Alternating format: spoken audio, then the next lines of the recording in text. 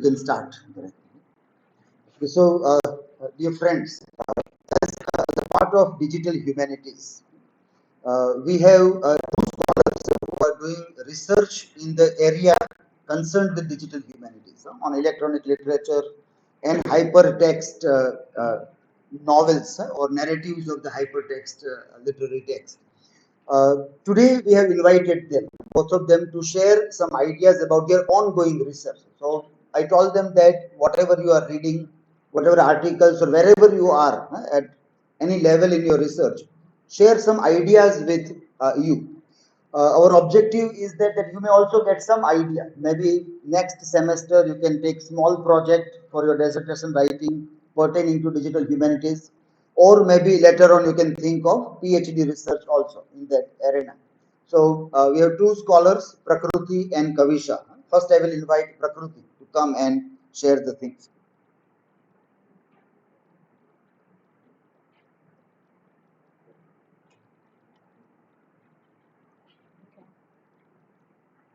Yeah, am I audible? Okay, so warm welcome to everyone. And my topic for you guys has already been introduced. So yeah, I'm working on ELIT and specifically for authorship studies in ELIT. But right now in the presentation, you'll go through an overview of what ELIT basically is, what are the kind of points that we are discussing when it comes to ELIT as a field of research, what are the developments that have been made, and so on and so forth. So first of all, so yeah, this is the roadmap. The question of defining the field ELIT. Now, when we think of ELIT as a discipline of academic inquiry or as a subject of study or research, then the first question which comes to mind is what exactly it is. What's its definition? Then the first, these are the three major developments in terms of defining ELIT. When it comes to the process of defining ELIT, we have three major developments which have been made. The first one was by Catherine Hales, and she is considered to be the founding figure of ELIT as a subject of study. So before Catherine Hales, you don't have a theoretical framework for studying ELIT. You don't have any definition, you don't have any theory to apply anything. Okay, it is Catherine Hales who for the first time, coins sort of a definition for ELIT, and in that she specifies a sort of a distinction between the terms digital and the term electronic. So when we often define literature that is created on the digital medium or on the electronic medium, we use these two terms very substitutively. So you can either use the term electronic or the term digital. But what sets them apart is that electronic literature, when we talk about Hales's distinction, she is defining it as literature that is exclusively digital born. That is something which includes texts which are not previously published in print. So she is basically distinguishing in this way. So you may have heard people producing text and then publishing them in a very printed format, the traditional way of publishing text. But then they later on upload it as a PDF on the web platform, on the digital platform. Now people say that okay, this is also a literature, but that is digitized print. That is not electronic. Electronic is basically using the affordances of the web exclusively for creating the text. So coders and computational artists, as we call them, are people who actually create electronic literature and not the people who just upload the printed text on the digital platform. So that kind of distinction comes from Catherine Hales. The second one is Scott Redberg, who comes up with a newer definition, sort of, and who agrees with Hales when it comes to defining ELIT. But he also adds in the term network for the first time. Hales sort of mentions the term computer. She is just using the affordances of the computer, but it is Scott Redberg who adds the another term, that is network. That is the coming in of the internet and the way in which literature is produced using the internet as well as the computer. So you have a conjunction of both these terms there. And this one is the very recent, it was published in May 2023. This particular paper by Dr. Enslin and Samya Roy, they define ELIT in the context of culture as well.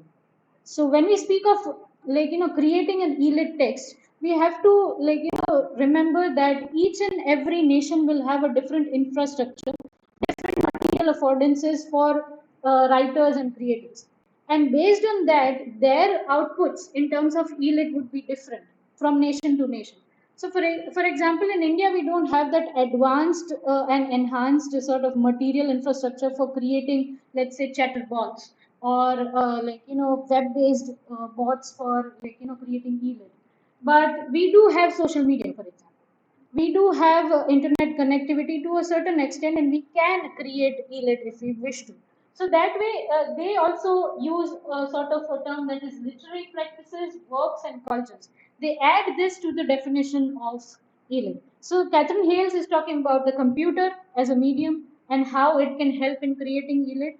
And then we come to computer plus network with Scott Redberg. And it is Enslin and Roy who come up with the idea of literary culture and practices and all those things.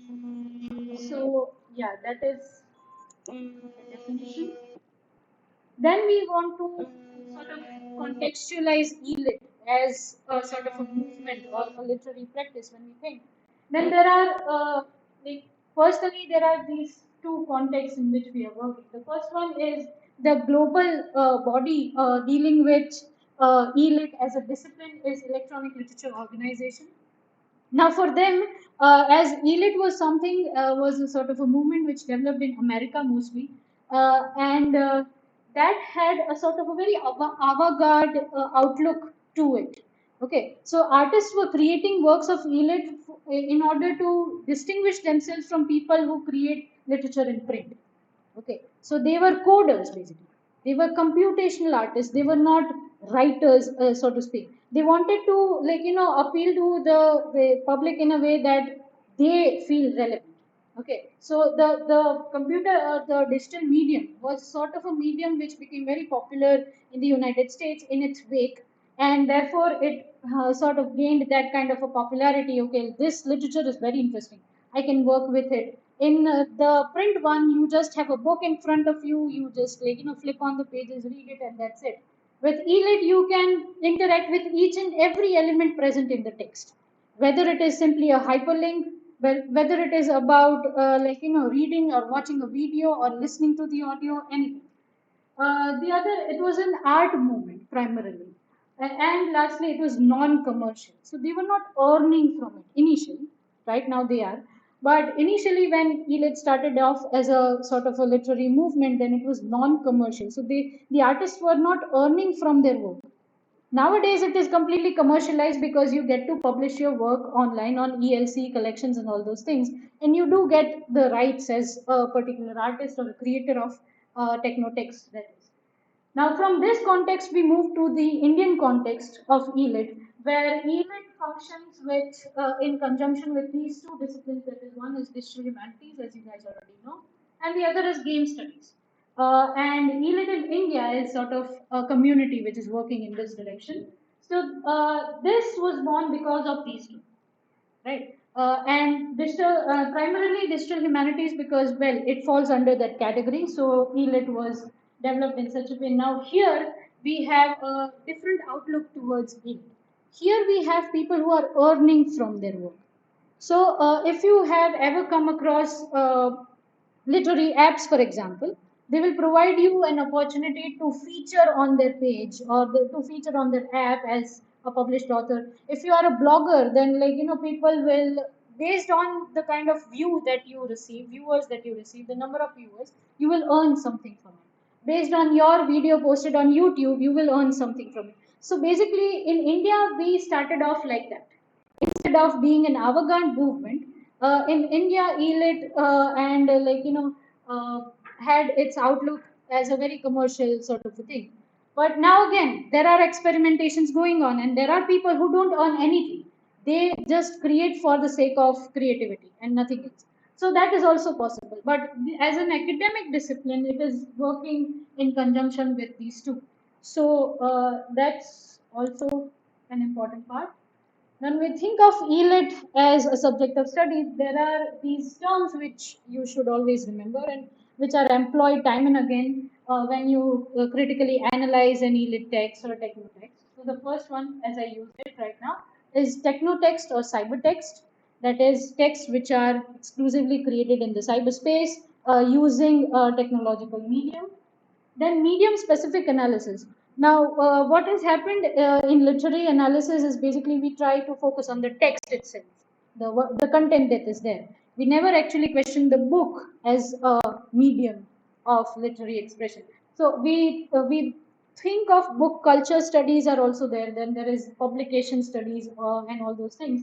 But medium specific analysis in terms of ELIT is basically the study of the medium itself, the study of the web as a space of creativity.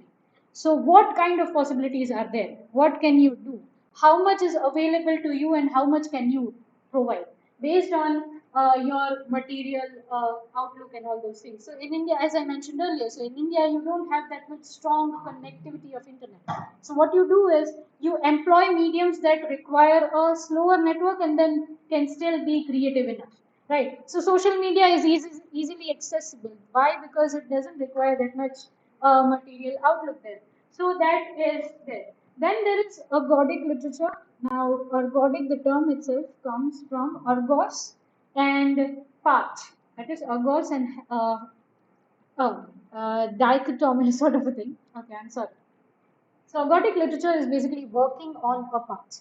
Uh, when we speak of a particular web page, what do? You move from one step to another. You click on a hyperlink, you read a page, then you move to the next one. You might pause for a few minutes to watch the video or audio if there is. You might look at a particular meme if there is available or something interesting which might pop up. So at one point, you are doing so many things, right?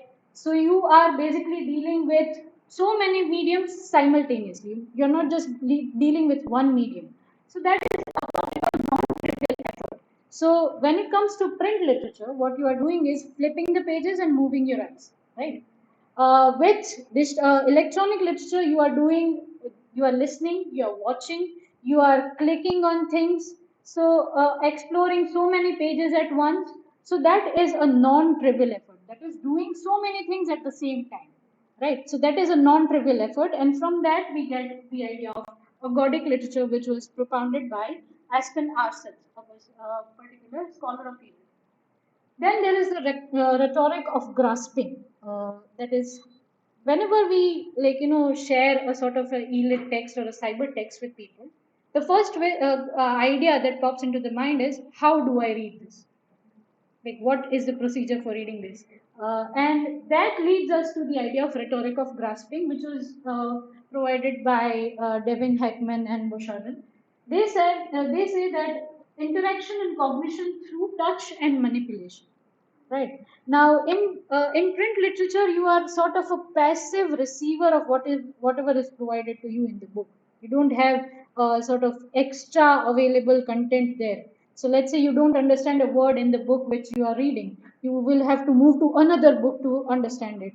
Right. But nowadays you don't move to another book. You just click on Google and ask it what's the meaning. It will give you an entire history of the word, right, and the many contexts in which you are using it. So that is a sort of that kind of rhetoric of grasping, that kind of method of understanding is required in order to understand a cybertext, right? So while creating a cybertext or a technotext or an e-lit text, you have to keep in mind that your readers will need so many different inputs from you, and not just one page or one paragraph, right? They will require the entire page to be hyperlinked, right? They will require so many audiovisual cues to the same page. So and that is interaction, that is through touch and through manipulation. What kind of manipulation? If you have ever gone on a particular website and there are so many pop-ups on its sites, Amazon has it, for example. Whenever you log into Amazon, there are so many other suggestions provided to you. They will say people also buy this, things like that. Right now, that is sort of a manipulation that is being played out by the coders of that particular website. They are trying to distract you, basically. Okay, so you might, if there's a good suggestion, you might just say, okay, okay, this one sounds more interesting. Let me just buy this one instead of the one I was searching for. Right. So there is constant manipulation. The same thing happens with an e-lit text as well. So when you are reading an e-lit text, time and again you will move to so many different pages, and often there is no linearity in the narration that is there in the text. And because of that, you don't have a fixed meaning that is there. At every page, there's a different meaning. At every page, there's a different content. At every page, there's a different narrative that is developed. And I guess that would be better understood when you deal with Kavisha ma'am's hypertextuality and all those things. But for now, remember this: the rhetoric of grasping is basically understanding an e-lit text. How do you move from one page to another, and so on and so forth. This is actually a cybertext, which I'll discuss later if I have time. Okay. Now we come to genres. Elit as a field hasn't actually sort of developed completely. Right? It is still a burgeoning field in literary studies, and therefore you don't have a clear distinction of how one genre is different from the other. Often the genres will overlap. So an interactive fiction text would also fall under hypertext. A hypertext might also be a sort of a kinetic poetry. A kinetic poetry might also be in conjunction with a bot poetry. So you never really sort of have a clear distinction of how one genre is different from the other. But what is important to remember is what Redberg tells you. The material aspects of electronic literature do not themselves determine the genre of the text. And why is that? Because you are dealing with many different media simultaneously. So when you are creating a particular text, you are not just dealing with one set computer and one internet connection.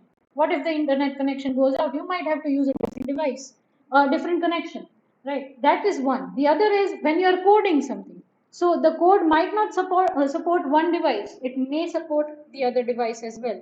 One software which is working very well in one particular medium might not work for the other medium. So you have to use so many different media, right? And therefore you can never actually define the genre of e-lit based on the medium that is used. You are working with so many things at once, right? And still, however, they have provided some genres to e-lit as a field. So there is hypertext, which was the oldest genre of e-lit. Then you have in IF, that is interactive fiction, bot poetry, as you guys already are acquainted with it. You might have used GPT for generating poems, I hope.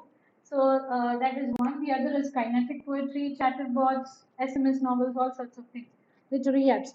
Now, while we are dealing with, think about what is missing in this list, and I'll get back to that later. Right? Okay, so yeah, concluding then, where are we right now when we think of research in ELIT, and what are the areas that are still left open for exploration? The first one is cultural specificities. So, as I mentioned earlier, the article by Dr.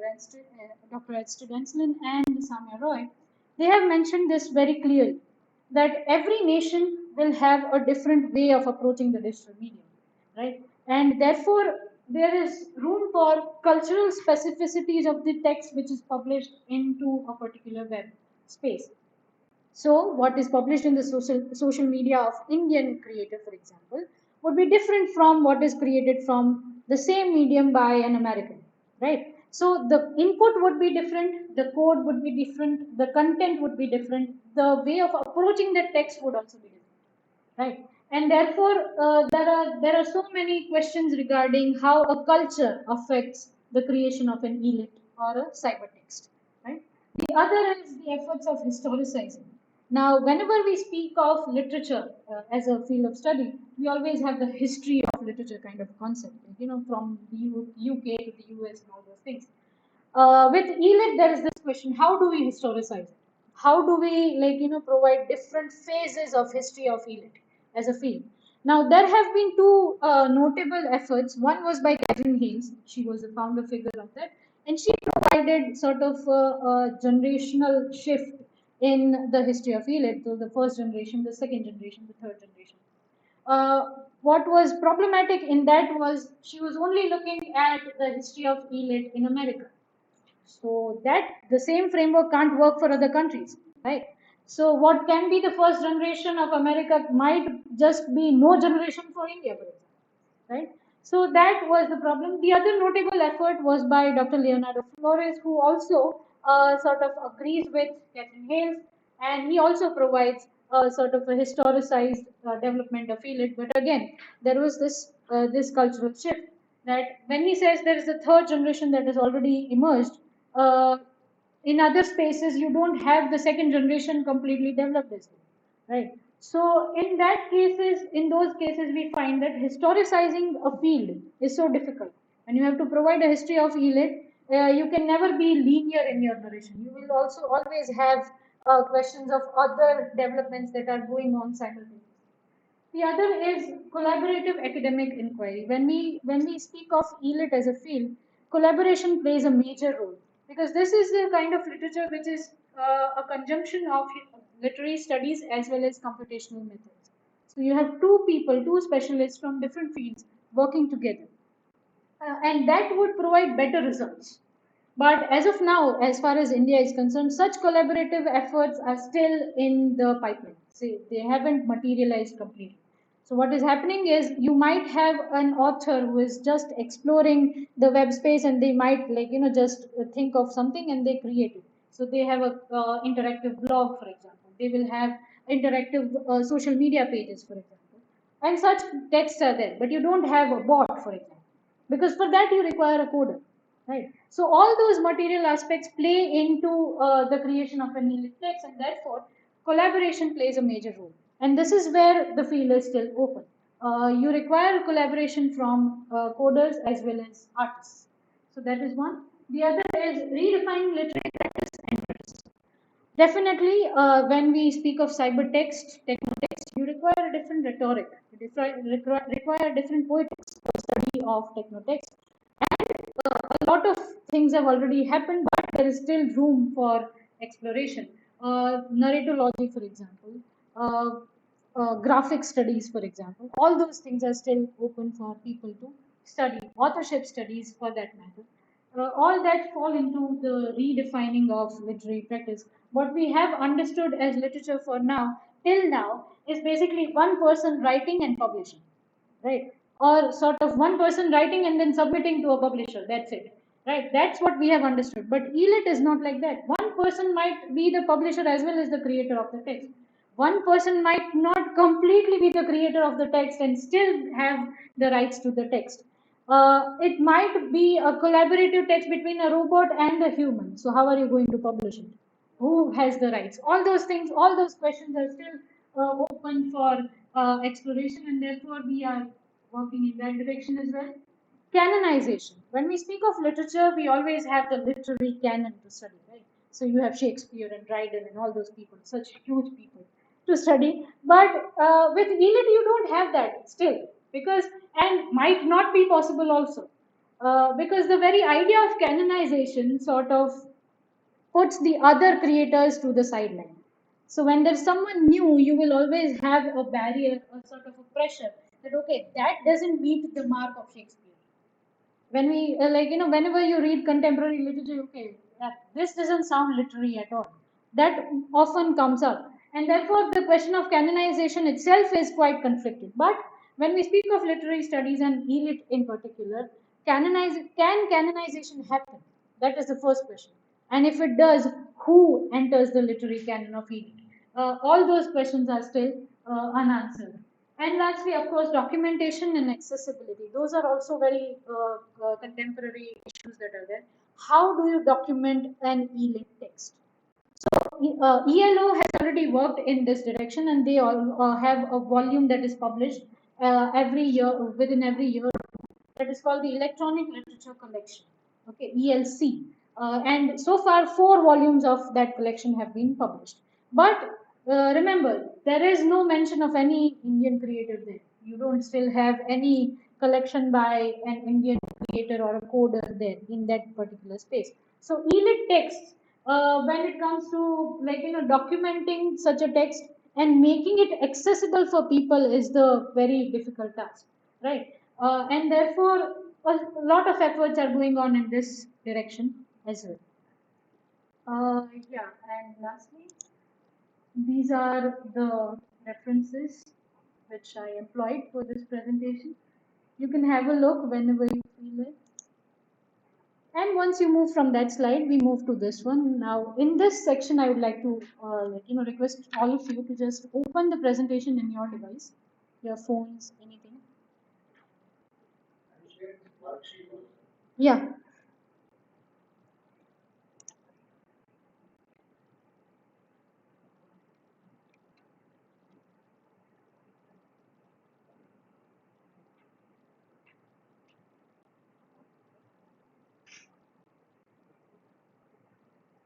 Yeah, opened.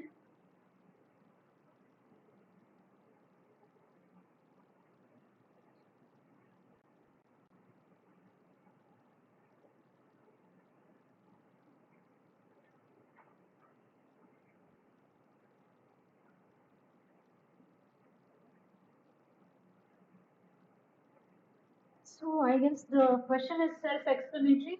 If you have collaborated with GPT in creating a particular poem or a quote, which medium would you choose to publish it?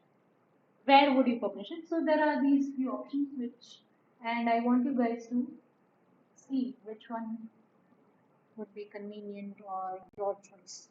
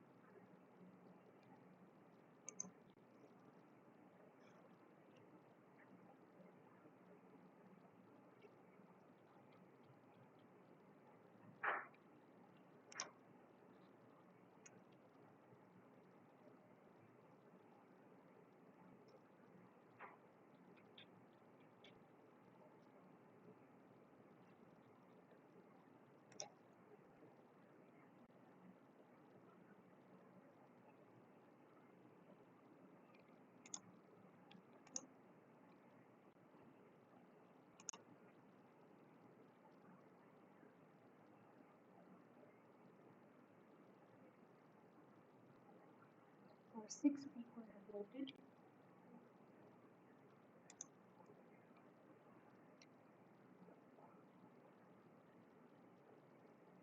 There's just one person who opted for website. Who is it?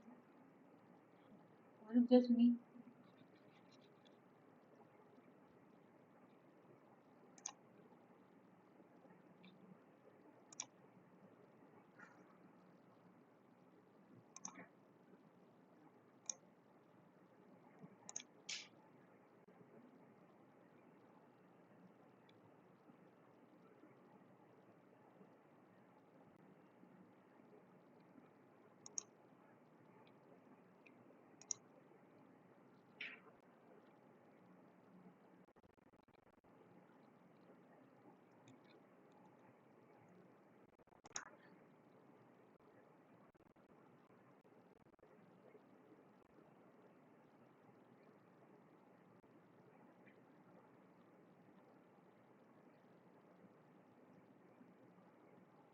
Who opted for Instagram?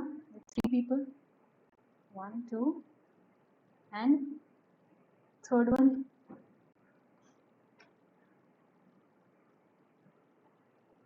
Publishing house and organization. There is one person who voted for that. Drashti. Nice. And personal blog. For one, two, three, 4. Okay. So now I just want you to take a minute and think, why did you choose that medium?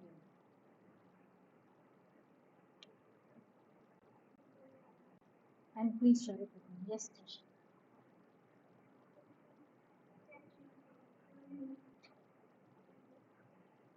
Okay, so you feel that your blog, right, or Instagram? Publishing house. Publishing house is much more convenient. You think so? Yeah. So why so? Yeah, I feel it's personally it's good to share it on Instagram or website or even blog is good enough. The reason is this: accessibility of these three is higher than your publishing. How many people will go and purchase a book that has been published with collaboration from G, GPT or G? That is also a question. So this question is very important because you have to think that the literary cultural framework that is already in action right now, the print literary culture that is there, where the text moves from the author to the publisher, then to the marketing personnel, and then to the bookstores and the libraries and all those people. Those people are very much engaged in the way in which a text is received by a reader, right? And when you think of a particular text which is being created in collaboration with an AI, you have certain questions which might come to your mind. The first thing would be, does this look good enough to be published? As a writer, you always have this question: is this good enough to be published, to be shared with the people? The second is, once you publish it or sort of submit it to the publisher, will the publisher publish it or not? Right? Well, will it go through the editing process, and what if it gets rejected?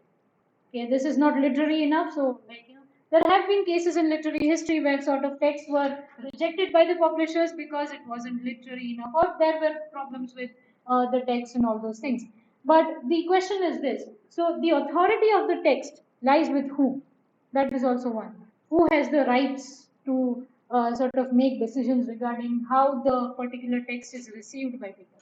And which is why when it comes to ELIT, the same thing comes in. When you have a coder and an artist working together, a cyber text being created together, where are they going to publish it? Who is going to publish it? And whether that publishing medium is accessible to the readers or not is also a question. When you think of, let's say, the website, the blog, and Instagram, those are easily accessible for people nowadays. The publishing house might not be, right? And also, once it enters the publishing house, there are also other questions which comes in, like for example, the sort of the publishing house will also have certain rights. It will also have to go through certain legalities of publishing the text and all those things. The procedure has to be proper, and all those things are going to enter in. So, and therefore it might take a lot of time for it to reach the reader. With websites, with your blogs and your Instagram, it reaches the reader faster, right? Yeah. And yet today, even today, like if you are opting for a publishing house, it means that you still prefer the print medium instead of the cyber space, sort of. So sharing literary content and, like, making it accessible for people also has to redefine itself, right? So with that, I'll leave the floor open for you guys. You can ask me questions or we can move to the next presentation. Up to you. If you have questions, I can address a few.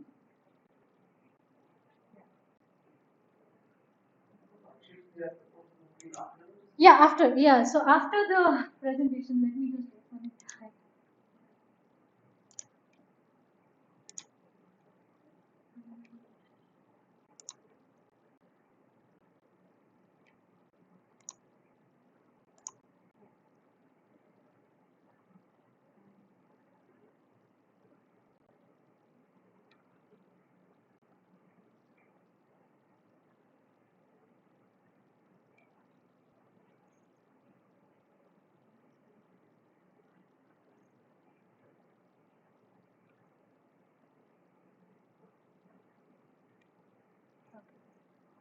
So first off, I've attached the presentation so you guys can refer to it whenever you require.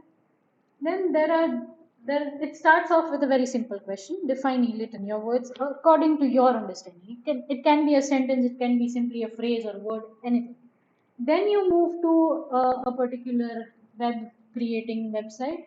You once you click, you'll get the heck of it.